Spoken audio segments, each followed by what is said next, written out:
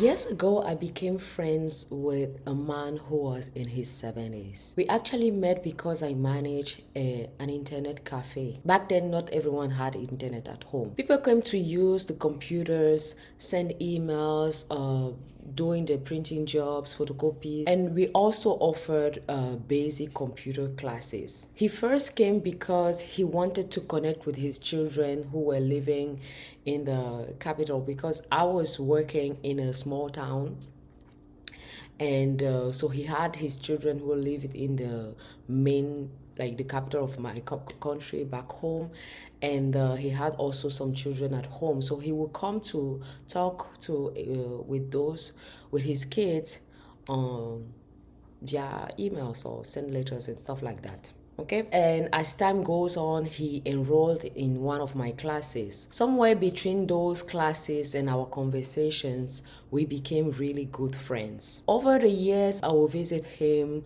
sometimes by myself, sometimes with some friends, sometimes with my boyfriend at that time. He had this beautiful property. It was really beautiful. It was a large property with a lot of trees, a lot of fruits, and it was so peaceful because he has actually no neighbors. Like, he was really on himself, on the back, really far end of the property. He had a little lake, and it was just peaceful and beautiful. The other thing I noticed with his house is that there will always be some good music playing on the background because he kept his young, if I can say that, spirit. He was 70s. He looked 70, but he was always good food, good music, good drinks, and it was the kind of place where you walked in and think, one day I would love to have something like that. So going back to the man, every morning he would get dressed as if he were going to work. People are of that generation. His pants were always neatly pressed, his shirt tucked in, those kind of stuff. So he was always clean, and he will dress up and head into the little downtown of that small town. Okay, and sometimes he will meet friends. Sometimes he will spend time at the internet cafe where I used to work. He was retired. He had people helping with the house, the cooking, the laundry, even the place was always clean, like the grass always cut clean. He had people who helped him, who the workers, like, he will pay them to help him with those chores, I mean. So he was really wealthy, kind of wealthy. He had everything he needed, quote unquote. But there's something that always puzzled me. Like, the house was big, right?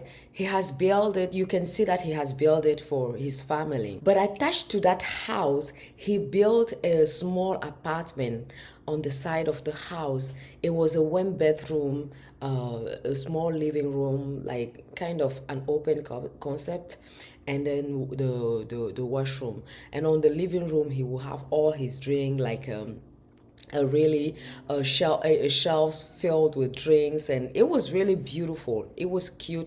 The house was beautiful, but that was modern. The little apartment was modern. That's what I can say, and that's where he lived. His sister, his little sister, who was in her 50s or late 50s, I think. She was the one living in the main house, and there were only two people living on that property. So he lived in that tiny apartment alone, and I was so intrigued about why, but I never asked question. I was just looking. Okay, so his sister, who was in her mid 50s, lived in the main house. His children were grown and living their own lives abroad and in the main city. He had a wife, and I was surprised when he told me that he had a wife, but I will come to that later. So his wife lived in the main city, in the capital of my country. So I never asked him why. I just accepted that this was how things were. Oh, you are friends, but you don't ask too much question, right? So one day we were talking about my future. I was talking because he's an elder. We became friends. We'll talk about internet, how the little tricks and tips that I will give him to talk with his children and those that to use the computer actually. And then we'll go and drink and just come with my friends there, spend the time, talk about the weather, and that's how we were friends. But I will sometimes ask questions about life and stuff like that. So one day I talked to him about my boyfriend at that time, and I was talking to him about our future, our plans, and those kind of stuff. So I was telling him about my boyfriend, about getting married one day, our dreams, and about the kind of life we hoped we'll build together. And he listened to me every time I will ask those questions or I will talk about those things to get his insight. He will listen, he didn't interrupt, like always that time. So when I talked to him about the marriage specifically and the dream what that we wanted to build together, my boyfriend at that time, who became my husband, so he smiled and he said something that I will never forget. He said to me, people your age, he was talking to me, people your age think marriage is about now. He said, people your age think marriage is about now. It's not. Marriage is about when you are 70. And I was like, what? Like 70? Really? I didn't express it like now, but in my mind I was like, what are you talking about? Old man? Like I'm in my 20. What are you talking about marriage in 70? I'm thinking about my dreams and the things that we want to do, the travel that we want to do, the kids and those kind of stuff. You talking to me about 70? So I remember laughing maybe a little bit, not because it was wrong, but I just didn't understand why. Like I'm in my 20s, 70? What do you mean marriage is about when you get 70? For me, really 70 was far away. So he started, because he saw that I was confused, he started to tell me, like to explain to me what he meant. And he started telling me his story. That was the first time after maybe 3 months, or after maybe 3 or 6 months of being friends, of sometimes we'll catch up, we'll sing once in a month or once a week, so those kind of stuff. So after 6 months of, that's when he started telling me his story. He told me that he met his wife when they were in their 20s like me, and they were in love. It wasn't an arranged marriage, they were in love. They built a family together, they dreamed together, they built a family together. He worked hard. He was a military man. He made sure his wife and kids had everything they needed. From the outside, it looked like they had a really good life.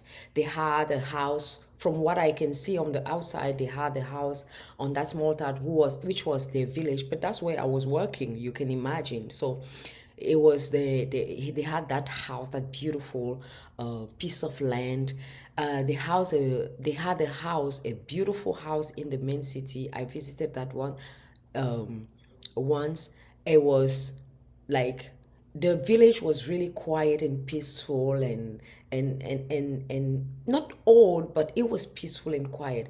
But the house in the city, it was a mansion. It was like really a opulent. You can see that people who lived there had money, right? So from the outside, it looked like they had a really good life, okay?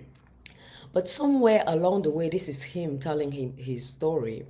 He started making little choices, going out with friends more often, drinking more, spending less time at home, and eventually he had affairs. He started cheating on his wife. His wife fought for the marriage. She cried, she begged, she argued, she did everything that she could to make him understand that what he was doing was wrong and he was ruining them. But at that time he didn't understood. He wasn't really paying attention. I don't know. Now I'm adding my thought. No. So let's go back to what he told me. So she argued, she begged him to stop for years, she tried. But after enough pain or a lot of pain, she stopped fighting. One day he just realized that she wasn't arguing anymore. She became very involved in a church community, those new church, okay? And little by little, the people she was doing life with were not the people inside her home anymore. He would tell me that sometimes she would go to church and spend the whole week there because they would tell them that you do the novena. I don't know how to say that in English, but my first language is French, if you haven't noticed. But they will do those prayers where you pray for 9 days and they will sleep at church. So that became her life. Like she would come home to just maybe freshen up and go back.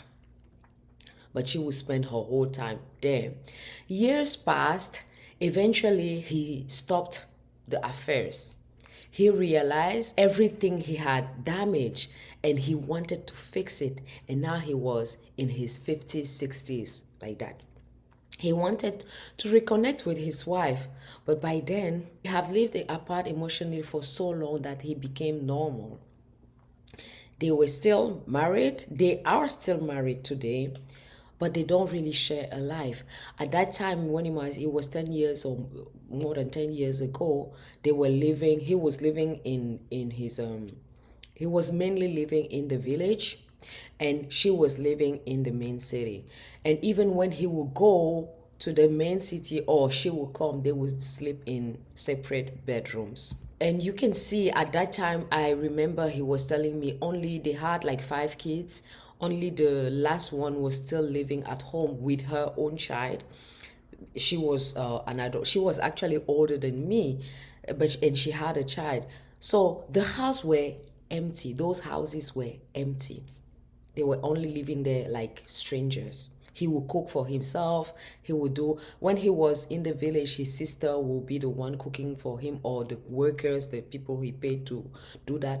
But in the main city, they didn't took someone, took someone maybe to clean the house, but they didn't really took someone to cook because they were not living in the house anymore. The woman, like I said, she was mainly in the church doing her stuff, and he was living in the village. So in the city he will cook his meals himself. So as we continue to his story, they don't really, at that time they didn't really share. Today they don't really share a life. So then he looked around. I'm continuing his story. He looked around his property, this beautiful house, the land, everything he had spent years building. So when he finished his story, he told me something I will never forget. He said, when you are young, you think marriage is about building a life together. When you are older, you realize that marriage was really about who will still be beside you when the building has finished. I don't know if you get what I'm saying. I will say that again. When you are young, you think that marriage is about building a life together. When you are older, you realize that marriage is about who will still be there beside you when the building is finished. I don't know. Something about that sentence stayed with me. And all of a sudden, that little apartment made sense. After hearing his story, the little apartment made sense for me. And I remember leaving that conversation thinking, how can I make my 70s different? At 70, and this is where I'm talking about what the lesson I'm learning and what I want to share with you in this video. At 70, very few people regret a single mistake. They regret the thousands of small decisions that slowly build a reality they didn't intend to create. What strikes me about his story is that he wasn't blaming his wife. In the whole story, he wasn't blaming his wife. He wasn't blaming the church. He wasn't blaming the pastor, because he talked a lot about the pastor. Like, how can a woman can go and sleep with a pastor? So what strikes me about his story is that he wasn't blaming his wife. He wasn't blaming the pastor or even the affairs. He had reached an age where he could finally see cause and effects. In his 20s and 30s, going out with friends felt harmless.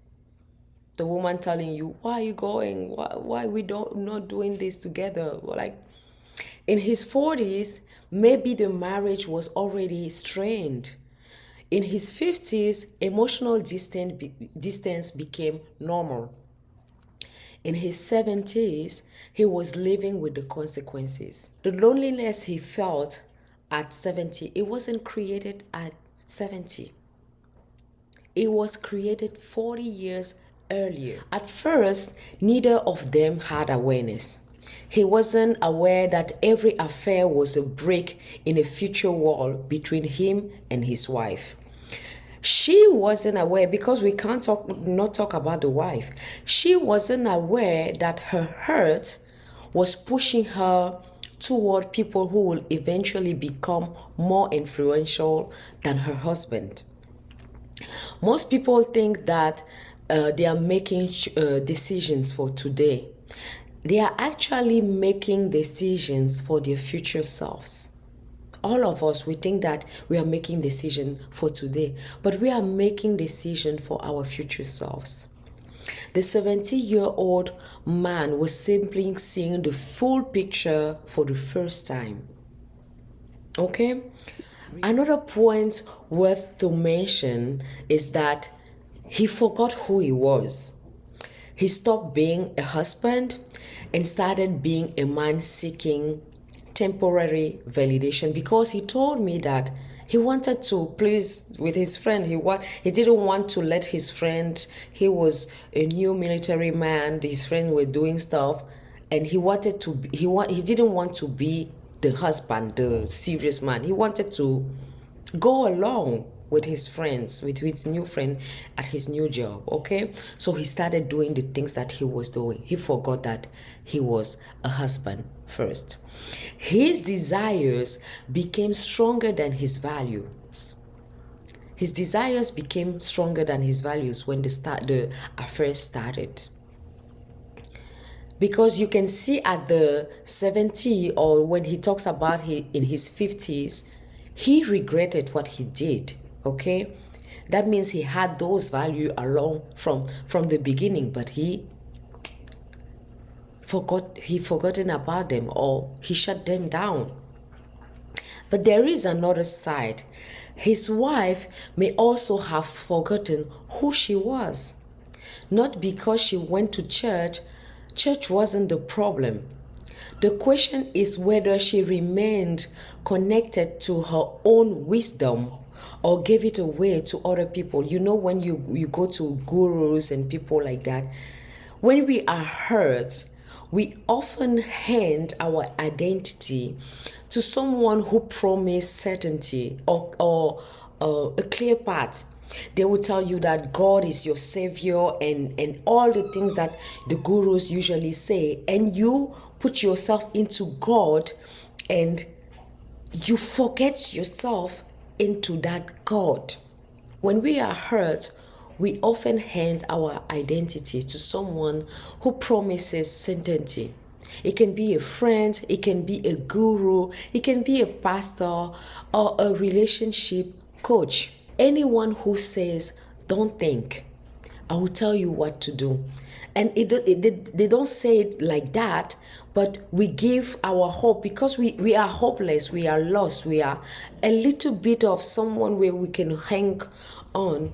We would do that. We give our whole to, because we need something to hold on to. Okay?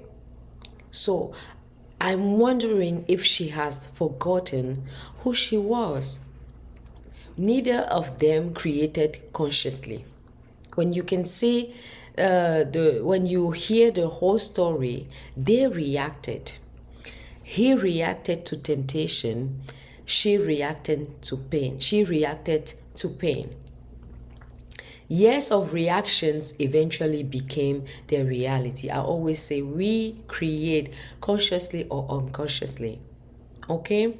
A conscious creator asks, what future am I building with today's actions? Every affair was a creation. Every resentment was a creation.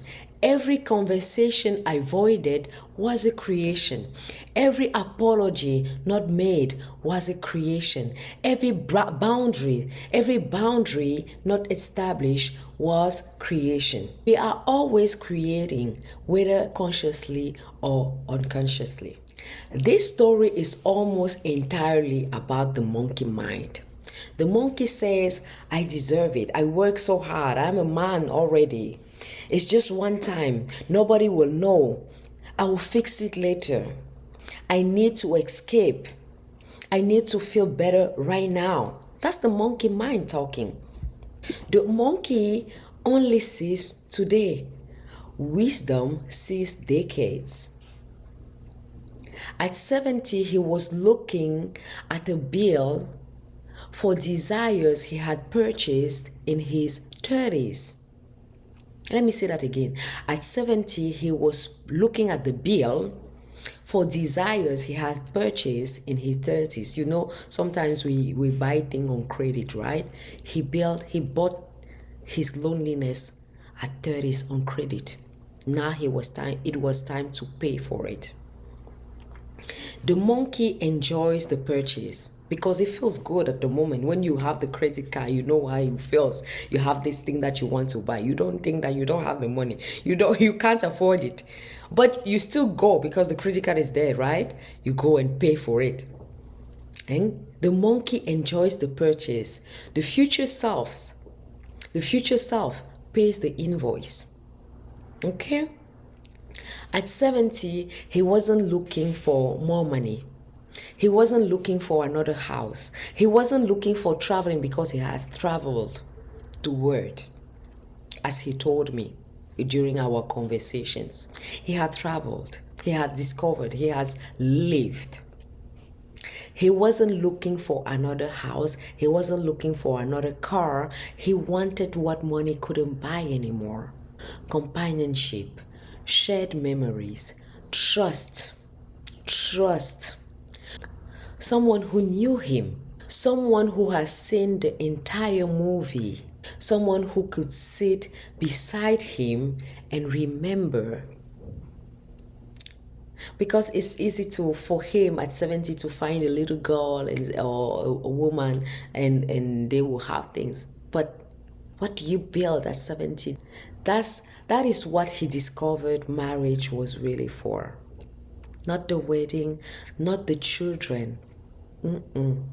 Not the children, not the mortgage, the final chapters. That conversation for me happened years ago, a decade ago, because I'm old, even if I don't look like.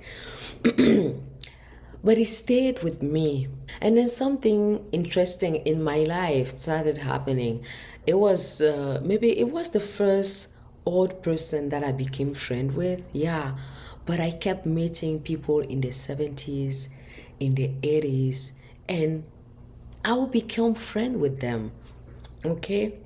And every single one of them had a story or more.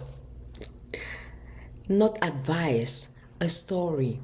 A story about money, a story about love, a story about family, a story about regret, a story about purpose. And almost every time I will leave thinking, I wish I can share those stories. So that's what this new series is about, because I have learned so many things, and that doesn't mean that I don't make mistake. I make mistake because, for example, the story of this man, he talked about marriage, which is something that is important at your 70. I am divorced. So I don't think it's a mistake, it's life happening. But the story and the lesson I learned still stand out. Okay, so that's what this new series is about. It is called Life at 70. I'm not bringing you experts, I'm not bringing you theories. Yes, I will use my framework: awareness, remembering who you are, creation, master the monkey, and experience. Yes, I will bring my framework throughout these stories to let you understand that I came to the point to realize what I came to realize is based on my life, the things that I'm seeing people do, and the people I'm meeting. It's not only people in their 70s and 80s, but those people, they really are a gem. And every one of us, we are a gem of lesson, of stories, and of things to learn. And maybe we can decide to create and experience a different life that we have created consciously. I'm not bringing you theories. I'm just going to introduce you to some of the people who changed the way I see life. People who have already walked the road many of us are still working. And maybe if we listen carefully, we don't have to wait until we are 70 to learn some of those lessons. Thank you so much for watching. I'm Crystal. I created a playlist on my channel, Before You Say I Do, and this is the last episode of the conclusion of that series, and it is the introduction to the series Life at 70 that I will start next week. See you in the next one. Thank you for watching. Bye.